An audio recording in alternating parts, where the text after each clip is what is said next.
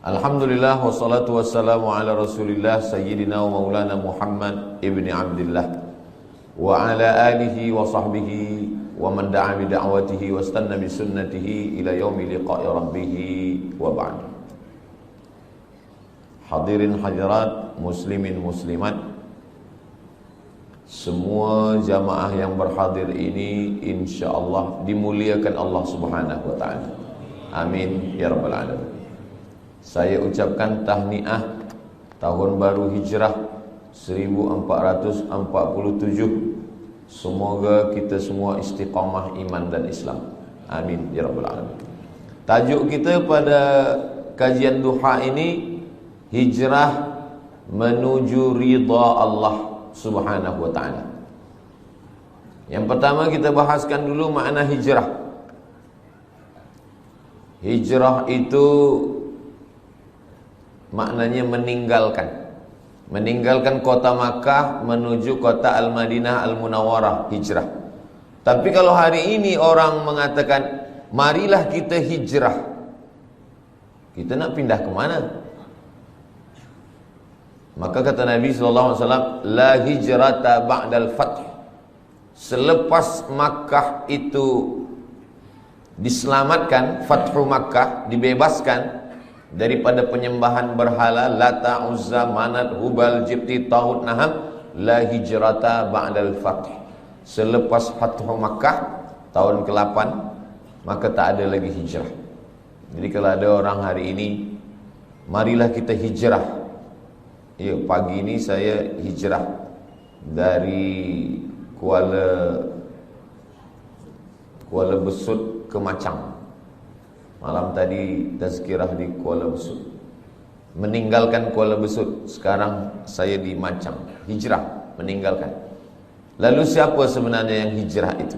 Kata Nabi SAW, al-muhajir, orang yang hijrah adalah man hajara ma nahallahu anhu, orang yang meninggalkan semua yang dilarang Allah Subhanahu wa taala. Itulah orang yang hijrah.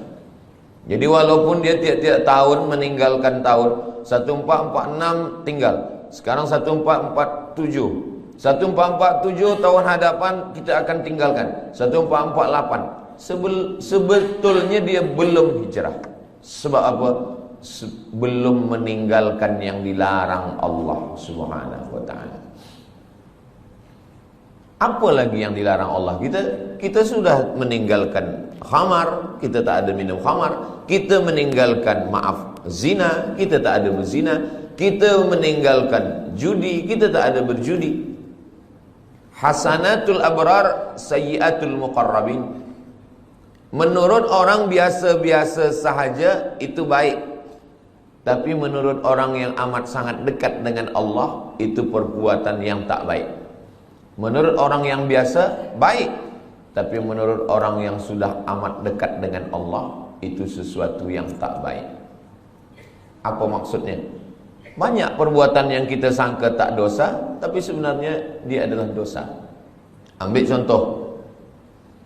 Inni la astaghfiru ila rabbi wa atubu ilai. Kata Nabi SAW, saya beristighfar, minta ampun kepada Allah mi'ata marrah, 100 kali sehari semalam. Padahal Nabi maksum, Nabi tak ada dosa, Nabi suci, Nabi bersih. Kenapa Nabi beristighfar? Hadis ini muskil, problem. Maka dibahaskan oleh para ulama. Kenapa Nabi beristighfar 100 kali sehari semalam? Padahal dia tak ada dosa, tak ada silap, tak ada salah. Rupanya dosa Nabi bukan minum khamar, na'udzubillah, bukan syirik, na'udzubillah. Dia merasa kalau dia lupa sesaat sahaja, dia sudah anggap itu sebagai dosa kepada Allah Subhanahu wa taala. Jadi makna hijrah adalah meninggalkan sesuatu walaupun nampaknya kecil, tapi dia membuat kita jauh daripada Allah Subhanahu wa taala. Saya sudah hijrah, Ustaz Abdul Samad. Saya tak ada buat dosa lagi. Ketika kita mengatakan kita tak berdosa, sebenarnya kita sedang berdosa. Dosa kita apa? Dosa merasa diri kita suci. Orang yang pernah berbuat dosa, selepas itu dia bertaubat, lebih baik daripada orang yang merasa beramal lalu melihat orang lain adalah penghuni neraka. Maka kita ini adalah orang yang pernah berbuat salah, pernah silap, pernah khilaf, pernah melanggar sunnah Rasulullah sallallahu alaihi wasallam. Selepas itu kita bertaubat kepada Allah Subhanahu wa taala. Maka kalau kita tengok dalam sembahyang, dari mula takbiratul ihram sampai kepada salam, dari mula kita angkat tangan Allahu Akbar sampai kepada salam, tidak ada di dalam sembahyang itu doa jauhkan aku dari riba, jauhkan saya dari zina, jauhkan saya dari khamar. Tak ada. Cubalah tengok bacaan solat itu. Tapi dia mengajarkan kita untuk merenung amal yang kecil-kecil. Manakala kita angkat tangan Allahu Akbar, apa maknanya? Orang yang merasa diri dia besar, saya yang paling besar, saya yang paling mulia, saya yang paling hebat, saya yang paling utama, maka pada saat itu dia sudah berdosa. Maka dia katakan, yang besar hanya engkau saja ya Allah. Allahu Akbar kabira. Selepas itu, walhamdulillahi katsira. Puji. Banyak manusia ini gila sebab puji. Dipuja, dipuji, disanjung tinggi.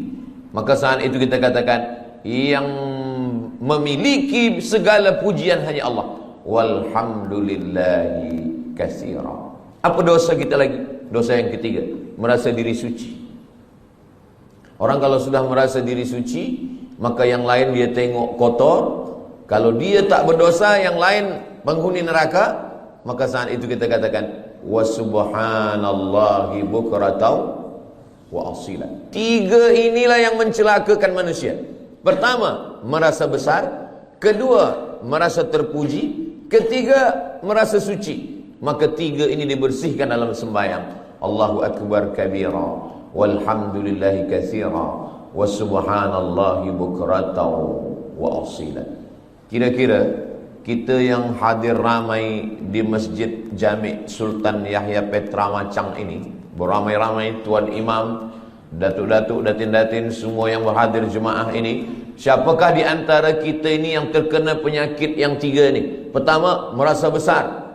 Yang kedua, merasa dipuji. Yang ketiga, merasa suci. Tak ada yang tahu. Tapi kalau ditengok daripada zahirnya, yang merasa mulia adalah Ustaz Abdul Somad, sebab dia duduk tinggi, yang lain rendah di lantai. Siapa yang merasa dipuji-puji? Ustaz Abdul Somad juga dipuji-puji orang. Siapa yang merasa diri dia suci? Saya juga. Mungkin saya merasa diri saya lebih suci daripada orang lain. Jadi sebenarnya yang saya sampaikan ini bukan untuk orang lain, untuk diri saya dulu. Bila saya tunjuk orang, sebenarnya saat itu untuk orang lain satu jari saja, satu telunjuk saja. Yang keempat ini adalah untuk diri sendiri. Jangan engkau merasa diri engkau besar. Allahu Akbar kabira. Jangan engkau puji-puji gila dengan pujian. Walhamdulillahi katsira. Jangan engkau merasa diri engkau suci.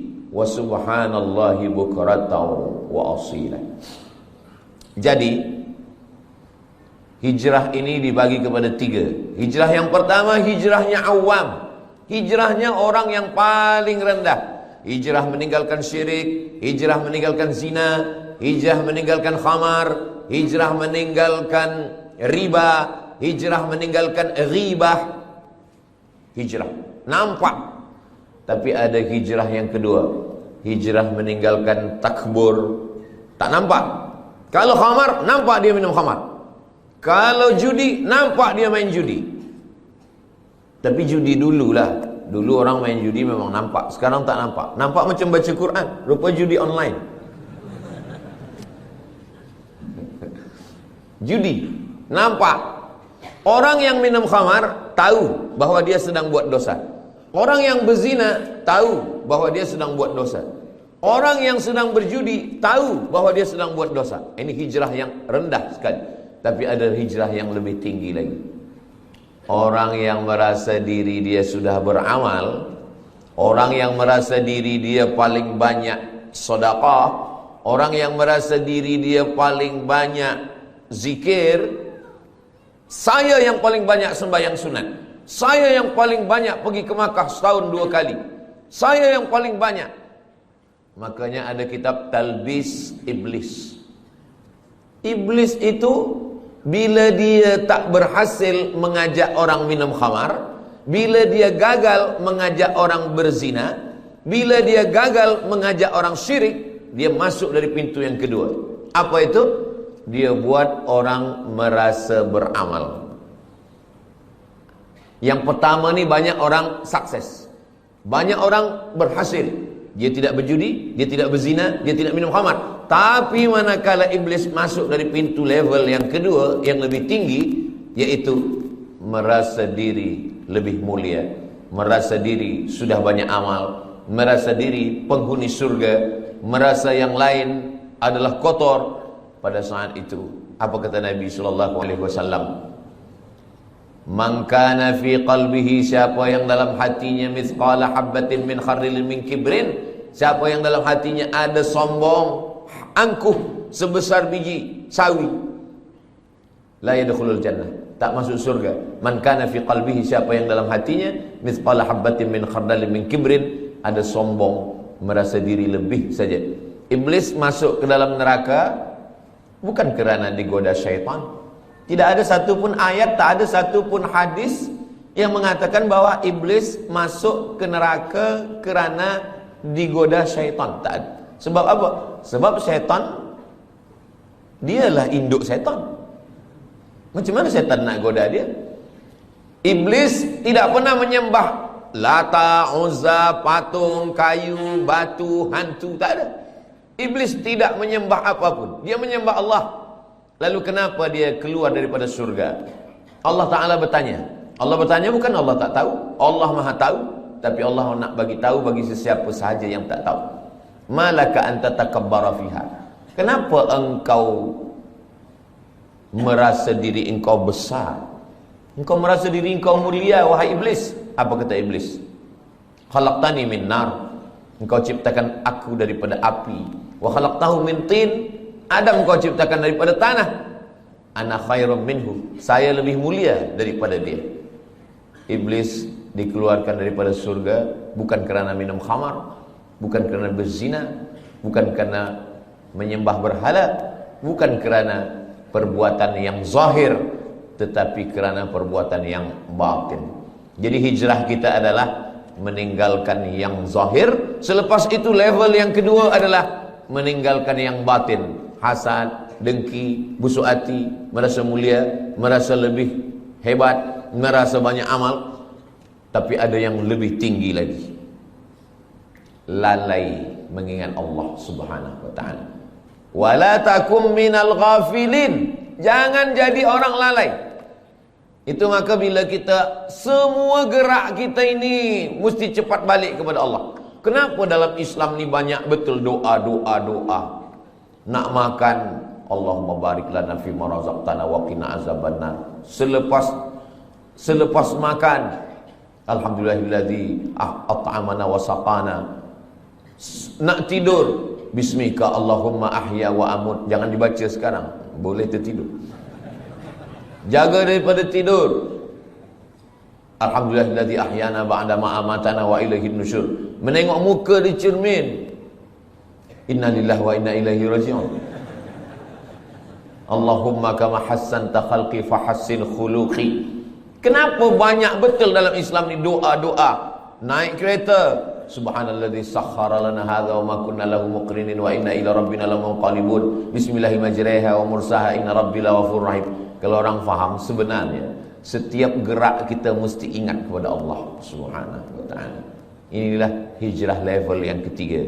Jadi kalau yang pertama mungkin kita dah tinggalkan semua yang haram-haram. Alhamdulillah Ustaz Somad, saya tak ada guna narkotik lagi, saya tak ada minum khamar, tak ada. Kenapa? Sebab tak ada yang jemput saya. Kalau free saya ikut juga. Na'udzubillah. Betul-betul lillahi ta'ala. Level yang kedua, bersihkan hati. Dia tak nampak lagi dosa-dosa yang tak nampak lagi, tapi dia ada dalam hati. Maka kata Nabi, ala fil jasadi mudghah, di dalam badan ini ada seketul, ada segumpal, ada sekepal. Idza salahat salahal jasadu kullu. Kalau dia bersih, yang lain ikut bersih. Wa idza fasadat, kalau dia rosak, yang lain ikut rosak. Saya semalam bertolak daripada Pekanbaru Riau menuju Kota Baru. Masuk airport, kita lalu di pintu detektor.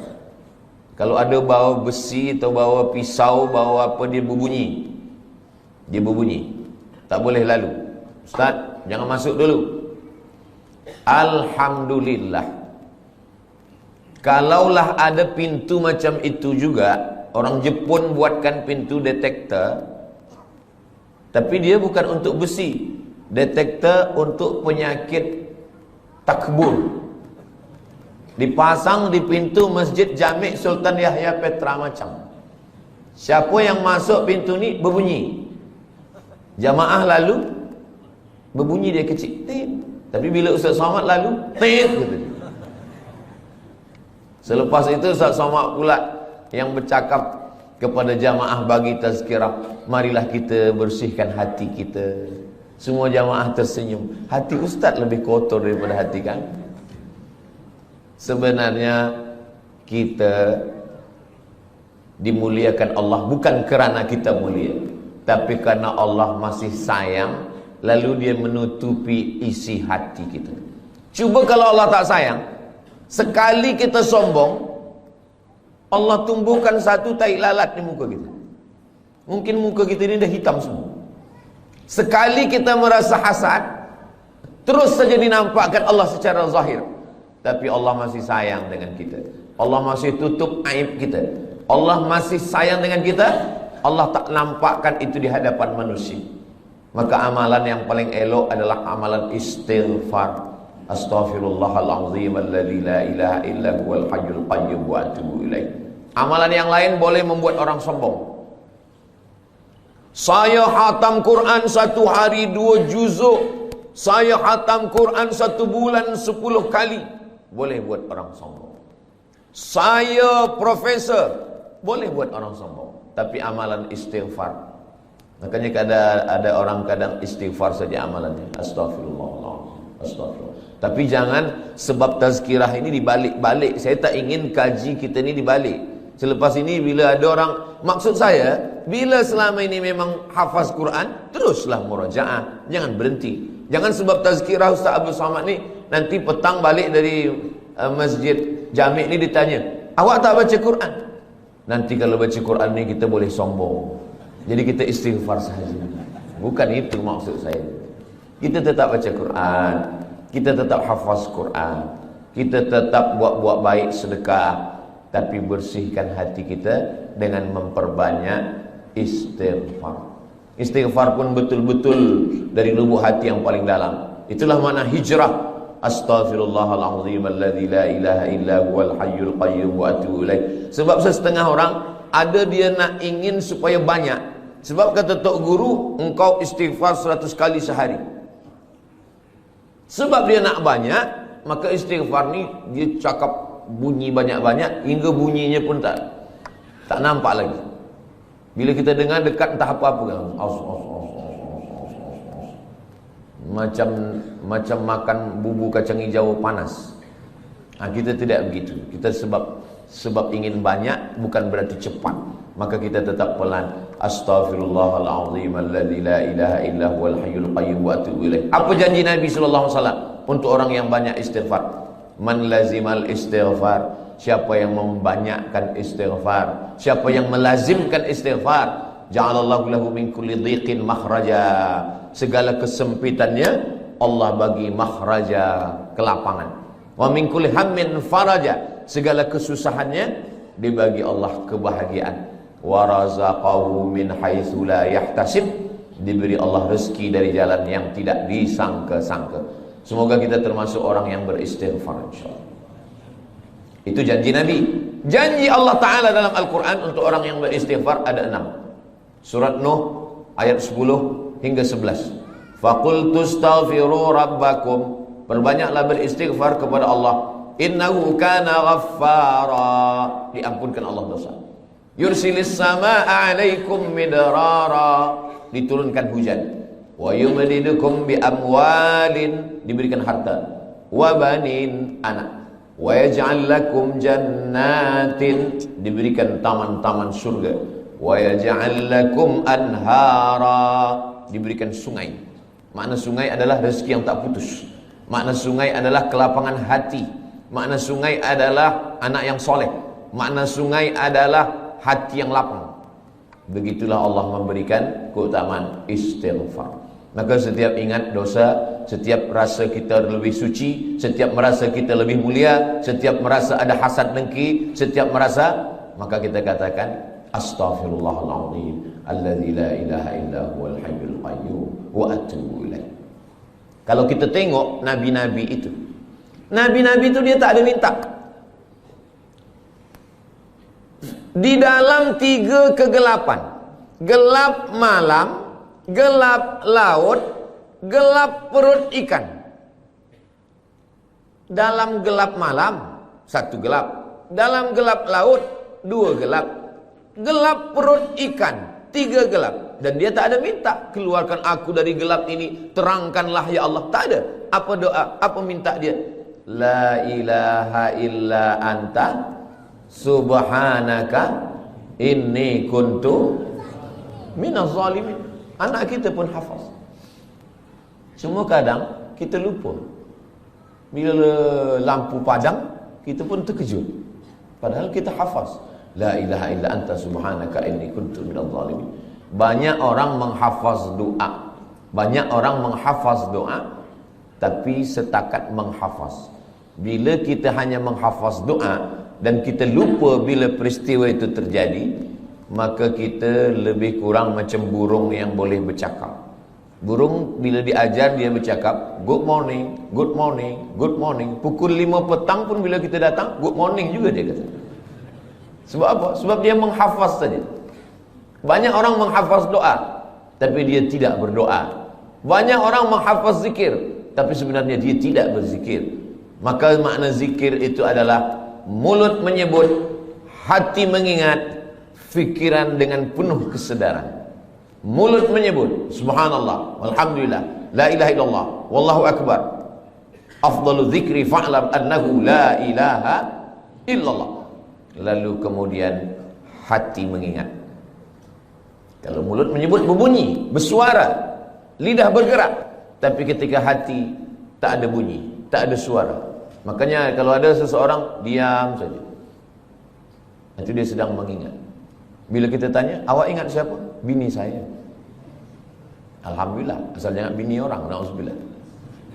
Allah Subhanahu wa taala ajarkan kita ini semua supaya apa? Supaya kita hijrah. Hijrah daripada lalai kepada zikir. Hijrah daripada syirik kepada tauhid. Hijrah daripada maksiat kepada taat. Maksiatnya ada yang zahir, maksiat ada yang batin, dan maksiat ada yang paling halus sekali adalah lalai. Kenapalah Allah bagi saya sakit, Ustaz Abdul Samad?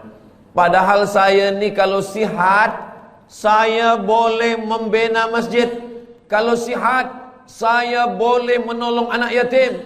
Saya ni baik kalau sihat. Tapi kenapa saya sakit? Kalau kamu sihat, kamu bersama nikmat Allah. Tapi kalau kamu sakit, kamu bersama Allah. Orang kalau sedang sihat, dia bersama nikmat Allah. Tapi kalau sedang sakit, dia sedang bersama dengan Allah. Allah ingin antara dia dengan hambanya tidak lagi ada penghalang. Nikmat pun boleh menjadi penghalang. Makanya Nabi Muhammad SAW, apa kata Allah Ta'ala? Yas'alunaka 'anil khamri wal maisir. Kalau mereka bertanya kepada engkau tentang khamar dan judi, qul, katakan ya Muhammad SAW, yas'alunaka 'anil ahillah. Kalau mereka bertanya kepada engkau tentang anak bulan, bulan hilal, bulan sabit, qul, katakan ya Muhammad SAW, yas'alunaka madza yunfiqun. Kalau mereka bertanya kepadamu tentang apa yang disedekahkan, qul, katakan ya Muhammad SAW. Tapi bila tentang zikir, Wa idza sa'alaka ibadi anni, kalau hambaku bertanya kepada engkau tentang aku, tak ada Allah mengatakan katakan ya Muhammad, tidak. Tapi Allah terus saja berkata, wa idza sa'alaka ibadi anni fa inni qarib, aku dekat. Apa kata ahli tafsir? Allah ingin supaya antara kita dengan Allah tak ada sempadan, tak ada perantara, tak ada penghalang, tak ada apapun, supaya kita ingat kepada Allah. Jadi kalau kita dah buat baik, kita dah hijrah, kita dah taubat, tapi kita tetap juga dibagi Allah sakit, sebenarnya Allah ingin supaya kita sujud lebih lama, supaya kita mulut lebih banyak berzikir, supaya kita berdoa tangannya mengangkat ke atas, supaya kita melelehkan air mata. Orang kalau hidupnya senang, kenyang, tenang, biasa doa biasa-biasa saja. Tapi kalau dia sedang susah, payah, maka doanya lebih khusyuk. Orang kalau hidupnya senang, tenang, kenyang, doa biasa saja.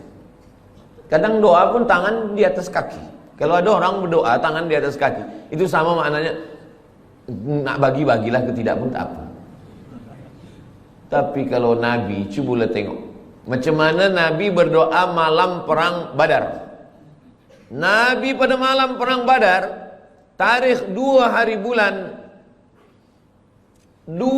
bulan Ramadan, pada saat itu Allah 17 Ramadan, Yaumal Furqan, Yaumal Taqal Jam'an, 17 Ramadan. Nabi SAW pada tahun kedua, kena 2 hijrah, Nabi SAW mengangkat kedua tangannya. Dan ketika itu Nabi meletakkan surbannya di bahunya, datang angin kencang, jatuh. Biasa orang kalau surbannya jatuh, dia angkat surban dulu. Tapi Nabi tetap. Datang Sayyidina Abu Bakar Siddiq, hasbuka ya Rasulullah, cukuplah itu ya Rasulullah. Nabi tetap juga berdoa kepada Allah Subhanahu wa ta'ala. Jadi hijrah ini betul-betul kita hijrah, bukan setakat pindah dari tahun 1446, tapi kita pindah kepada tahun 1447, meninggalkan semua yang dilarang Allah Subhanahu wa ta'ala. Hijrah. Tajuk kita kajian duha ni 2. Pertama, hijrah. Yang kedua, menuju ridha Allah. Hijrah daripada maksiat kepada taat, hijrah daripada lalai kepada zikir, hijrah daripada bakhil menuju kepada sedekah. Alhamdulillah Ustaz Somad, dulu suami saya ini orangnya bakhil, tapi selepas 1447 ini, selepas dia mengaji duha dengan Ustaz Abdul Somad, sekarang dia sudah baik. Dulu semasa dia bakhil, kalau ada orang membina masjid, buat tahfiz Quran, dia bagi RM1 saja. Sekarang RM1 1 sen. Merubahlah agak banyak sikit. Nabi SAW mengatakan, yatsba'ul mayyita salasun, yang mengiringi mayat jenazah orang mati tak banyak. Walaupun Ustaz Abdul Somad mati, ramai jamaah datang, tapi sebenarnya 3 saja. Yang pertama, mal, harta, kereta, motosikal, semua ikut mengiring, tapi sampai ke tempat parking saja. Yang kedua, ahluhu, isteri, anak, menantu, kawan, sahabat, jiran, semua ikut mengiring, tapi hanya sampai ke tepi liang lahat saja. Yarji'u usnani, yang 2 ni balik ke rumah. Wa yabqa wahidun, yang kekal, yang tinggal hanya 1. Wa amaluhu amal. Dan di antara amal yang banyak ini, ada haji, ada umrah, ada zikir, ada hafaz Quran, ada baca Quran. Di antara 3 amal-amal yang banyak pun, di antara amal itu, orang-orang mati itu kalau ditanya dia, wahai mayat-mayat, wahai jenazah-jenazah, wahai orang mati, maukah kamu hidup lagi? Dalam Al-Quran Allah Ta'ala bercerita khas untuk itu. Orang mati itu menjawab, laula akhartani ila ajalin qarib, ya Allah, kalau engkau bagi kami hidup lagi, bagilah kami hidup lagi ya Allah, qarib, kejap, sikit saja, 1 minit, 1 second pun boleh engkau bagi hidup kami. Kata Allah Ta'ala, kalau aku bagi kamu hidup, kamu nak buat apa? Mereka tak ada cakap kami nak buat haji, tak ada. Kami nak buat umrah, tak ada. Kami nak buat sembahyang, tak ada. Lalu Allah tanya, kamu nak buat apa kalau aku bagi hidup? Fa'as-saddaqa, kami ingin bersedekah. Kami ingin bersedekah. Maka hijrah maknanya dari bakhil kepada sedekah. Mari kita lancarkan kutipan derma. Sebenarnya saya nak masukkan ini bagi tujuan sumbangan pembangunan Ma'had Tahfiz Al-Quran dan tabung pengimarahan Masjid Sultan Yahya Petra Macang. Nah, jadi nanti bila dah tegak berdiri Ma'had Tahfiz Quran, anak-anak kita menghafaz, membaca Quran pagi, petang, siang, malam, zuhur, asar, maghrib, isyak, subuh, tahajud, witir, duha, mengalirlah pahalanya untuk kita semua hingga hari kiamat insyaAllah. Isikan ke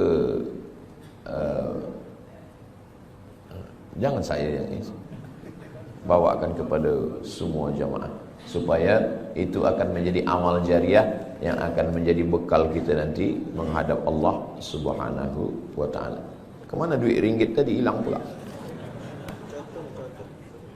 Iya, bagi. Masuk. Duit yang banyak, lama hidup banyak dirasa, jauh berjalan banyak ditengok. Saya dah pergi ke mana-mana tempat, belum pernah. Saya dah pergi ke Sabah, saya pergi ke Sarawak, saya pergi ke Miri, saya pergi ke Terengganu, saya ke Selangor, saya ke Johor, Kuala Lumpur. Belum pernah saya tengok orang Malaysia meninggal membawa ringgit. Ma'akalta fa'afnaita, yang dimakan busuk. Wa ma labista fa'ablaita, yang dipakai lapuk. Wa ma tasaddaqta fa'amdaita, yang disedekahkan untuk Ma'had Tahfiz Quran Masjid Jami' Sultan Yahya Petra Macang, inilah yang akan kekal abadi hingga hari kiamat nanti insyaAllah. Amin ya rabbal alamin. Rumah besar yang kita tinggalkan, bila kita mati, habis, diambil semua oleh ahli waris, anak kita, cucu kita, semua bertukar, sijil-sijil semua hilang. Kita pun akan menjadi sesuatu yang terlupakan, orang tak ingat lagi dengan kita. Tapi Ma'had Tahfiz ini insya-Allah semua budak-budak akan belajar membaca Quran, berzikir, belajar sembahyang. Nanti dia pula akan mengajar anak dia, isteri dia, murid-murid dia. Itulah yang boleh menolong kita di hadapan Allah. Niatkan sedekah ini untuk almarhumah mak saya, almarhum ayah saya. Jadi boleh dapat dua-dua. Kita dapat, orang-orang tua kita pun dapat. Datang sahabat Nabi namanya Sa'ad, berjumpa kepada Nabi Muhammad sallallahu alaihi wasallam. Ya Rasulullah, ummi matat, mak saya sudah meninggal dunia. Afa atasaddaqu anha? Kalau saya bersedekah, sampaikah sedekah ini kepada almarhumah mak saya? Kata Nabi sallallahu alaihi wasallam, tasaddaq, bersedekahlah. Itu dalil bahawa sedekah ini sampai. Ayu sadaqatu afdal, apa sedekah yang paling afdal? Kata Nabi, suqiya al-ma', memberi air minum. Kalau air minum saja sampai, apalagi kelas tahfiz. Kalau air minum saja sampai, apalagi gedung binaan yang tinggi, 2 aras, 3 aras, 4, budak-budak boleh belajar sembahyang. Maka insya-Allah itu menjadi cahaya sesuai dengan doa kita, Allahumma ja'al quburahum rawdatan min riyadil jinan, jadikan kuburnya salah satu daripada taman-taman surga insyaAllah. Amin ya rabbal alamin. Kalau saya bacakan Al-Fatihah untuk almarhumah mak saya, ayah saya, maka automatically sampai. Tapi kalau saya nak bacakan Al-Fatihah untuk orang lain, saya mesti sebutkan ila ruhi fulan bin fulan, fulanah binti fulan. Itu maka bila malam tahlil kita baca ila arwahi fulan bin fulan wa fulanah binti fulan. Sebab apa? Sebab orang lain. Sebab sebenarnya tak ada hubungan nasab. Tapi sedekah, siapa dulu yang berwakaf tanah masjid ni, siapa yang membina masjid ni, saya tidak perlu menyebutkan untuk fulan bin fulan. Kenapa? Itulah beza sedekah dengan bacaan Al-Quran. Begitu juga dengan amal-amal yang sedekah ini. Semua orang yang bersedekah, membina masjid, tahfiz Quran, tanpa dia sebutkan namanya, maka kita semua yang ada di masjid ini, dari mulai tahiyatul masjid, solat duha, subuh tadi, zuhur, asar, maghrib, isya, sampai hari kiamat, mengalirlah pahala dia. Sebenarnya kalau kita pikir-pikir, kita ini lebih lama di atas tanah atau di dalam tanah? Imam Syafi'i lahirnya di Gaza. Gaza sekarang, Gaza. Mudah-mudahan Allah menolong saudara kita di Gaza. Imam Syafi'i lahir di Gaza tahun 150. Meninggalnya di Mesir, di Kahirah tahun 204. Lahir 150, meninggal 204. Jadi kalau begitu Imam Syafi'i di atas tanah ini berapa lama? 54 tahun sahaja. 54 tahun. Tak sampai umur Nabi 63 tahun. Imam Syafi'i lebih lama dia di atas tanah, hanya 54 tahun.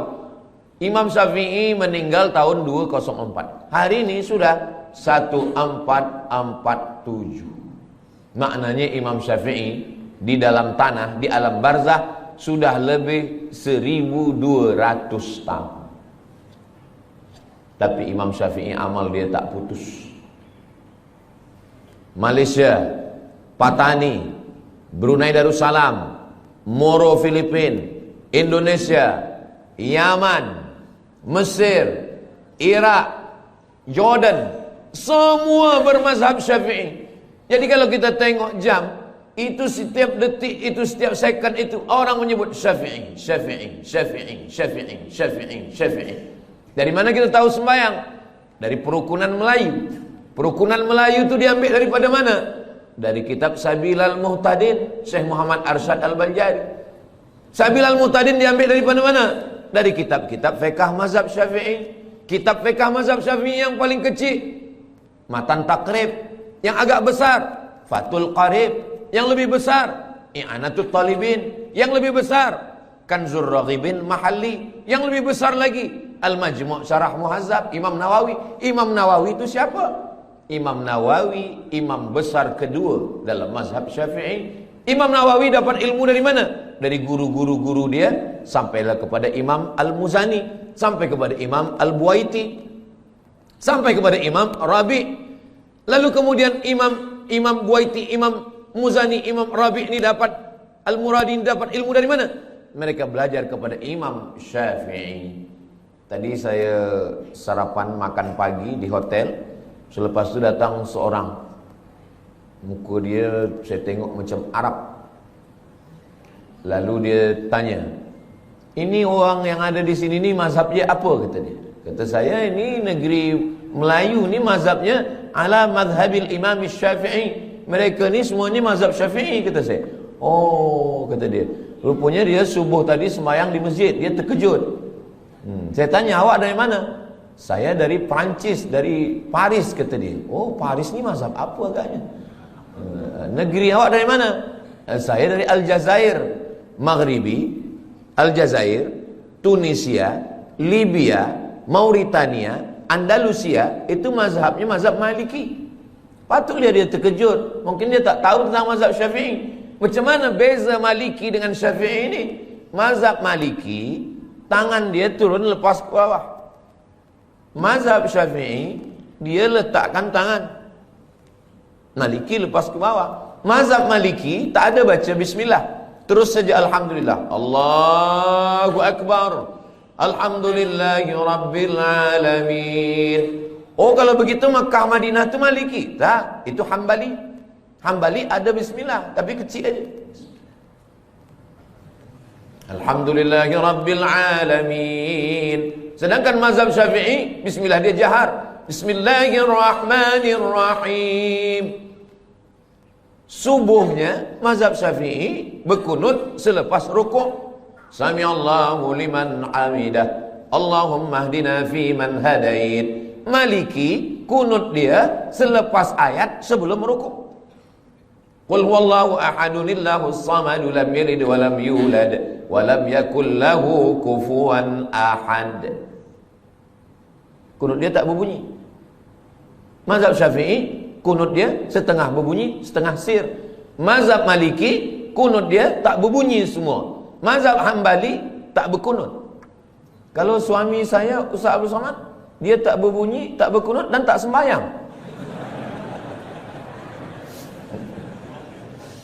Itu mazhab Abu Lahab lah. Saya ingin nak sampaikan, walaupun Imam Syafi'i duduk atas dunia ini 54 tahun, tapi amal dia 1200 tahun sampai hari kiamat. Orang masih tetap waqala al-Imam Syafi'i, waqala al-Imam Muhammad bin Idris Asy-Syafi'i. Kita, apa yang boleh kita tinggalkan? Meninggal kita hari ini, esok orang dah lupa dengan kita. Kita hidup sekarang, 3 hari kita tak isi status di FB, orang dah lupa dengan kita. Itu maka lepas program ini nanti kita status. Supaya apa? Supaya kita saling mengingatkan, wa tawasau bil haq wa tawasau bis sabr. Saya cuma nak mengingatkan bahawa imam-imam yang mulia-mulia itu, mereka sudah meninggalkan amal. Kita, apa yang nak kita tinggalkan?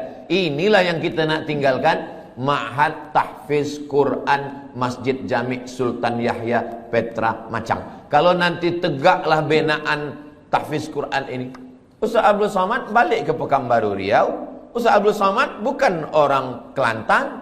Ustaz Abdul Somad duduk kat Sumatera, bukan Semenanjung, tapi pahalanya tetap sampai. Mudah-mudahan Ustaz Abdul Somad dapat juga pahalanya, insyaAllah. Dari bunyi aminnya nampaknya kurang bersetuju. Amin ya rabbal alamin. Tajuk kita kajian duha ini 2. Yang pertama hijrah, yang kedua menuju ridha Allah. Hijrah kita dah bahas, sekarang kita bahas tentang ridha Allah. Apa ridha ini? Ridha ini kata ulama, makna ridha adalah sururul qalbi bimururil qada. Itulah ridha. Sururul qalbi bimururil qada. Hati merasa senang ketika takdir Allah berlaku pada diri. Itulah dia ridha. Hati senang ketika takdir Allah berlaku pada diri. Saya sudah pikir-pikirkan. Sembayang insya-Allah kita boleh. Puasa insya-Allah kita tahan. Keluar duit pergi haji, tawaf, sa'i, wukuf di padang Arafah, mabit di Musdalifah, Mina, melontar jumrah, insya-Allah kita sanggup. Diri saya sendiri, yang paling berat dalam ajaran Islam ini adalah ridha. Ridha inilah yang paling berat. Maka saya jarang sekali membahaskan tentang ridha, sebab ridha ini berat. Tapi bila saya sampai ke Masjid Jami' ini, saya tanya Tuan Imam, apa tajuk kita? Hijrah menuju ridha Allah. Ini mesti saya sampaikan. Tak boleh tak disampaikan. Sururul qalbi bimururil qada. Petang semalam saya duduk dengan ahli keluarga yang menjadi aksiden beberapa waktu lalu, meninggal beberapa penuntut student daripada Terengganu dalam aksiden bas. Lalu kemudian saya diminta untuk menyampaikan ayat-ayat Al-Quran untuk memberikan kesabaran, ketabahan. Saya bila menyampaikan itu, yang terpikir dalam hati dan pikiran saya, Ustaz Somad suruh orang sabar, bacakan ayat, tapi yang meninggal ni anak orang lain. Macam mana kalau anak ustaz yang kena? Mungkin kalau anak saya yang berlaku pada anak saya, ahli keluarga saya, mungkin ayat itu pun hilang, hadis-hadis itu pun terbang. Tapi itulah Allah Subhanahu wa taala. Maka dia suruh ketika orang lain yang kena musibah, kita yang memberikan kesabaran. Ketika ada 2 orang perempuan, seorang perempuan ni anak dia meninggal, datanglah jiran dia mengatakan, sabar, engkau sayang pada anak engkau, Allah lebih sayang. Allah pinjamkan anak itu kepada engkau setahun 2 tahun, lepas tu dia ambil. Sabar ya, sabar. Lalu jiran dia ni pun sabar. Rupanya tak lama selepas itu anak dia pula meninggal. Menangis dia lebih kuat lagi. Rupanya kita ni paling senang adalah menasihati orang lain. Tapi bila kita yang terkena, suatu ketika Nabi lalu dikubur. Masa Nabi dilalu dikubur tu, rupanya ada seorang perempuan sedang berziarah di kubur anaknya. Kata Nabi, sabar. Sabar ya, kata Nabi. Dia marah. Apa kata dia? Alaika anni innaka lam tusab bi musibati. Pergi engkau sana. Jangan suruh saya sabar. Engkau mengatakan suruh sabar-sabar tu sebab engkau tak kena musibah macam saya. Pergi sana. Selepas itu orang bagi tahu dia, kamu tahu tak siapa yang kamu halau tadi? Tidak, itu Nabi.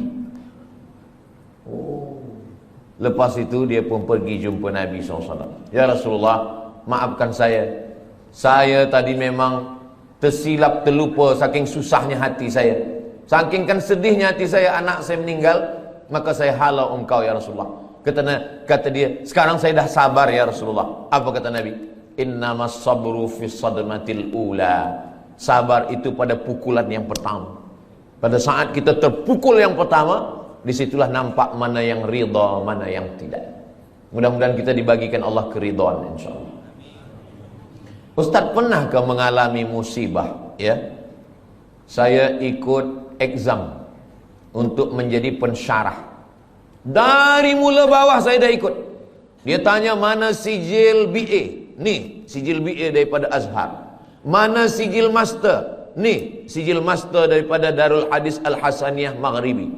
Berapa tulis dulu tesis? Ni saya tulis Rijalul Muwatta' was Sahihain alladzina dha'afuhumun Nasa'i fi kitabid du'afa wal matrukin jam'an wa dirasatan. Ni selepas itu semua dah okey, selepas itu temu bual. Dia tanya, awak baru balik dari Maghribi? Ya. Nak jadi pensyarah? Ya. Dah berapa lama mengajar? Belum ada sebab baru balik lagi. Tinggal berdua saja. Yang akan menjadi pensyarah ni seorang saja. Dan kami berdua. Saya berharap, ya Allah, sayalah yang jadi pensyarah ni ya Allah. Tolonglah ya Allah. Kalau saya jadi pensyarah ni, saya nak tolong mak saya nak senangkan dia, saya nak bawa dia ke Mekah, saya nak balas budi baik dia. Tolonglah ya Allah. Rupanya takdir berkata lain. Kawan saya kirim, masa tu belum ada WhatsApp lagi, kirim SMS. Abdul Somad, engkau tidak lolos menjadi pensyarah. Saya turun, rasa-rasa tanah tu lembut macam dodol. Rasa-rasa tanah tu macam berlumpur, lunak dipijak. Begitulah rupanya. Jadi saya pun menyampaikan sururul qalbi bimururil qada ini kata ulama, bukan kata saya. Kalau kata saya memang berat menjalani ridha menerima takdir Allah SWT.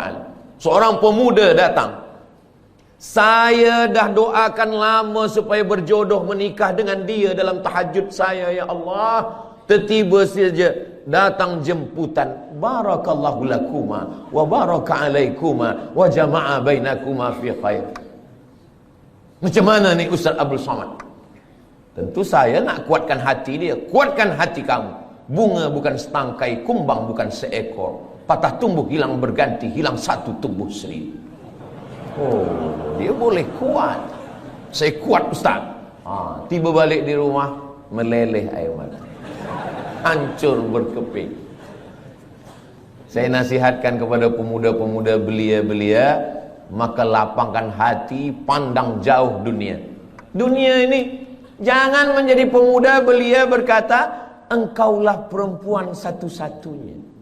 Itu bohong, dusta. Begitu banyak perempuan.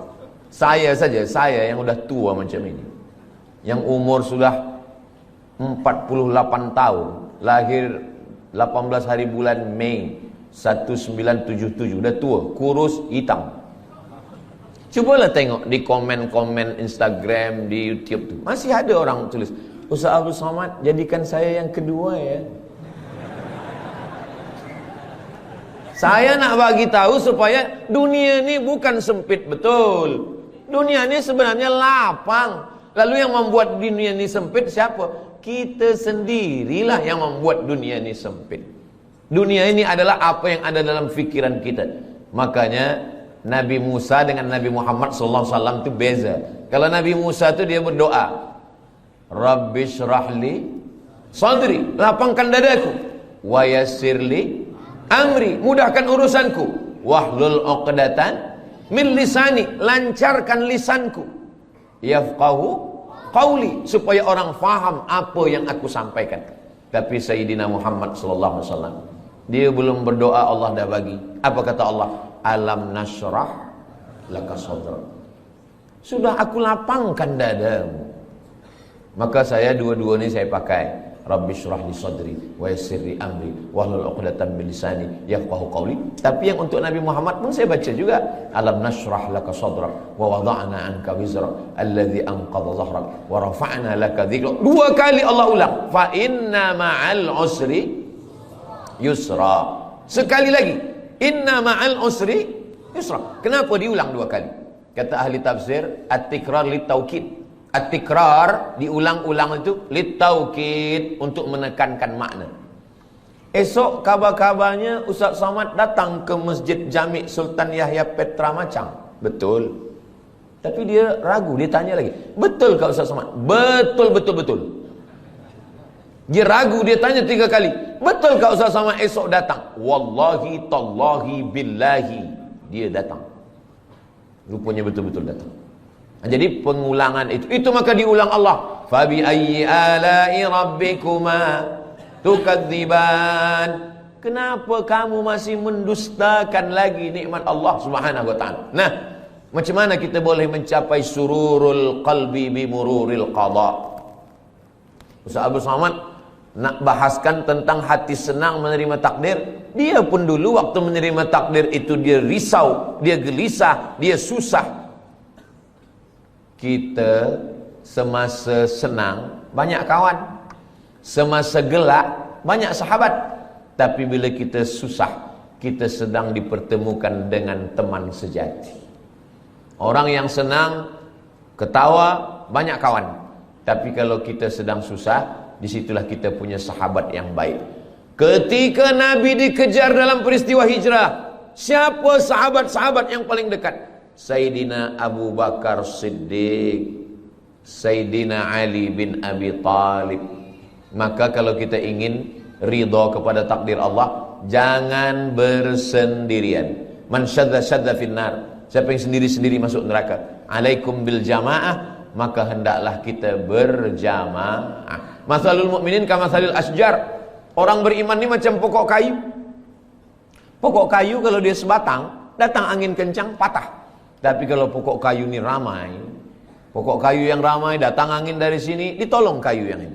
Datang angin dari sini, ditolong kayu sini. Maka kita bersama-sama berjamaah. Jangan bersendirian. Sembayang berjamaah. Ini kadang pemuda belia ni sekarang bila kita tanya, kenapa awak tak pernah datang ke Masjid Jami'? Saya tengok tak pernah ke surau. Kenapa tak sembayang berjamaah? Saya nak jaga hati saya supaya jangan riak. Ini kerja setan. Kata setan, awak jangan sembahyang ke masjid. Nanti bila sembahyang ke masjid, hati awak riak, dipuji orang, ditengok orang, diambil gambar orang. Jadi awak baik sembahyang di kamar, di bilik. Nanti bila dia sembahyang di bilik, apa kata setan? Kalau awak sembahyang, awak merasa sudah beribadah. Jadi yang paling elok jangan sembahyang. Alladzi yuwaswisu fi sudurin nas minal jinnati wan nas. Yang berbisik ni dua. Yang pertama jinnati, yang kedua nas. Kalau yang berbisik ini jinnati, senang kita nak halau dia. Allahu la ilaha illa huwal hayyul qayyum. Tapi kalau yang berbisik ini nas, kita halau dia dengan ayat kursi, dia hafaz Yasin. Maka berjamaah supaya kita senang menerima takdir Allah berjamaah. Bila kita lupa, bila kita silap, bila kita khilaf, bila kita selalai, ada orang lain yang ingatkan kita. Yang kedua, wasta'inu bis sabri. Sabri maknanya menahan. Sabri maknanya imsak. Sabri maknanya saum. Makanya bulan Ramadan itu disebut dengan fasum saumas sabri. Sabri menahan. Tahan tangan, jangan pukul-pukul pipi. Sebab dulu orang kafir musyrik jahiliyah bila ada keluarga dia mati dia potong. Rupanya sekarang ni saya tengok ada video, ada satu suku di Afrika ke di mana, bila ada keluarga yang mati, kita mesti sedih seperti mati. Maka bila ada keluarga yang mati, jari ni mesti dipotong. Iya kalau yang mati 1, kalau 10? Dalam Islam kita diajarkan untuk menahan. Tahan pipi, jangan dipukul. Tahan tangan, jangan menarik. Sebab dulu bila ada orang meninggal, menarik-narik rambut, mencakar-cakar muka. Syukur kalau yang ditarik rambut dia. Kalau rambut orang lain, wasyaqal juyub, mengkoyak-koyak baju. Jangan sampai. Maka kita tahan tangan. Lisan, mulut. Kenapa ayah saya, kenapa mak saya, kenapa istri saya, kenapa suami saya? Tahan mulut. Maka mulut istirja. Inna lillahi wa inna ilaihi raji'un. Hati berzikir. La ilaha illallah subhanallah walhamdulillah wa la ilaha illallah wallahu akbar. Lalu kemudian bisabri, menahan. Tapi ada yang tak boleh ditahan. Air mata tak boleh ditahan. Air mata meleleh. Meninggal anak Nabi umur 18 bulan, anak lelaki. Nabi tak ada anak lelaki. Qasim meninggal. Sayyidina Abdullah meninggal. Zainab meninggal, Ruqayyah meninggal, Ummu Kulthum meninggal. 3 anak perempuan meninggal. Sayyidatuna Fatimah meninggal 6 bulan selepas Nabi meninggal. Abdullah meninggal, Al-Qasim pun meninggal. Tiba-tiba senangnya hati Nabi, lahir anak lelaki dari perempuan dari Mesir, namanya Maria Al-Qibtiyah, umur 18 bulan meninggal.